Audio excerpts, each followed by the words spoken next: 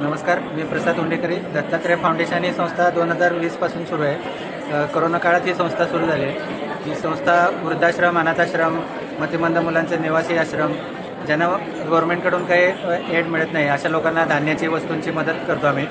ग्रामीण भागातील मुलांना ज्यांना शालेय साहित्याची वगैरे गरज असेल त्यांना शालेय साहित्याची मदत करतो. आता मागच्या महिन्यात 500 स्कूल किट्स आम्ही महाबळेश्वरमध्ये वितरित केलेत. नंतर ग्रामीण भागात आरोग्य शिबिर भरवतो. इथं पुण्यामध्ये ब्लड डोनेशन कॅम्प असतात.